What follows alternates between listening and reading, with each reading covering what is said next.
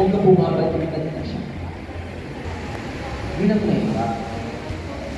Kasi, yung pangako na yun, ano yun, nangako ka sa kapwa-tao. Di ba? Naniisip nyo ba yun, yung part na yun? Kahit masama yung ginagawa ko, ba't ako nakaka-receive ng bilaya? Bilang mga anak, sundin ninyo si Yahweh at huwag ang masamang hindi tulad ng ginagawa ninyo noong kayo'y wala pang tunay na pagkaunawa. Igalang mo ang iyong ama at ina na siyang unang utos na may pangako upang iwaang kang mabuti at ikaw ay mabuhay na nalaang sa lupa. The time na nagsabi ka na hindi ka na magsisinungaling, magsasabi ka ng totoo, nangako ka sa magulang mo na gano'n yung gagawin mo. So dapat gagawin mo yun all throughout, hindi lang sa Monday, hindi lang sa Wednesday. Gagawin mo araw-araw, magsasabi ka na ng totoo. Doon mo masasabi na natutupad mo na yung pangako mo sa magulang mo kasi ginagawa mo na siya. Yung sinasabi mo, yung sinasabi ka kay Rochelle, yung pangako, hindi lang basta sinasabi, ginagawa mo, tinutupad mo yun. May isang salita, may katotohanan. Yung sinasabi na, iba yung kapag nagsabi tayo sa magulang natin, parang sinasabi na natin kay Yahweh. Minsan, hindi natin nalalaman na nakagawa na tayo ng kamalian, ng kasamaan. Pangako mo, mag-aaral ng mabuti. Nagsabi kang gano'n, pero ano ginagawa mo sa free time mo sa school mo, diba? Sabihin natin meron tayo nun. Pag umamin tayo. Number 1, tanggap mo yung pagkakamaling nagawa mo. Lalo, tanggap mo yung pagkakamaling nagawa mo. Ibig sabihin, kahit alam mong papagalitan ka, ina-acknowledge mo na kasalanan mo yung bagay yun. So, hindi sasama yung loob mo. Hindi na kinakailangan pang sabihin ng magulang natin na, "Uy, Sabat na, huwag ka na mag-cellphone, huwag na kayo magpuyat." Hindi na kinakailangan sabihin ng magulang kasi nga, ginagawa mo na ng puta. So meron kang pagsunod pag ganun yung bagay na ginagawa natin.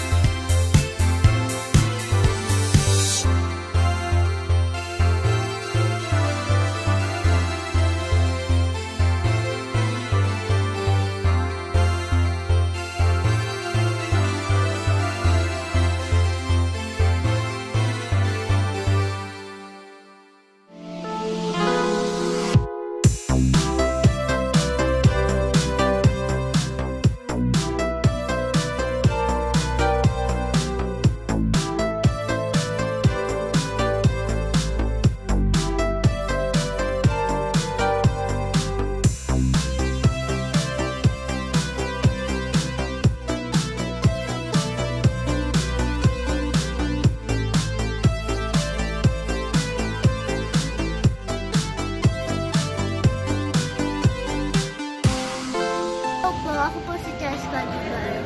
Ang sinabi ko po nun yung kay ate po na sinat ko po siya na try ko pong hindi sumagot. Pero sumagot pa rin po ako sa kanya kasi po hindi din po mapigilan yung pagsagot lalo na po pag naiinis ko na po. Parang sinabi din po ni Kuya Pao na pag na yung yung galit po pag lumagpas ay na po yung problema. And din po yung kay din po, yung pinangako din po, hindi po pangako, pero sinabi po ni Tita Tay na bibilan na po ko ng electric mini fan and hindi din po nabili si mama na po bumili. Pero meron din pong malungkot pati masaya kasi nabilan na po ko ni mama kahit di po ako nabilan ni Tita Tay.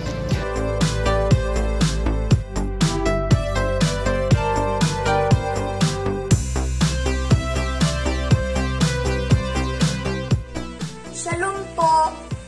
Ang unang sagot ko po sa unang tanong po ay last Tuesday po, sabi ko po kay Nico na 30 minutes kami maglalaro, pero naka 3 hours ako naglaro. At nagalit po si Mama dahil hindi po ako natupad yung promise na 30 minutes lang po kami maglalaro. Ang pangalawang sagot ko po sa pangalawang tanong ay nag-promise ako kay Borge na maglalaro kami ng Roblox nung last Sunday at hindi tinupad ni Borge. At ang ginawa ko po ay naglaro po ako ng toys na lang po. Sunod po. Ngayong dumating na ang panahon ng pananampalataya, wala na tayo sa ilalim ng taga-disiplina. Dahil sa inyong pakikipag-isa kay Yahweh, kayong lahat ay mga anak ng Amang Banal na nasa langit sa pamamagitan ng pananampalataya.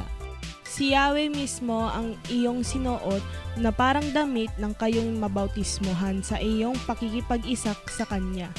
Wala nang pagkakaiba ang Hudyo at ang Griego, ang Alipin at ang Malaya, ang lalaki at ang babae.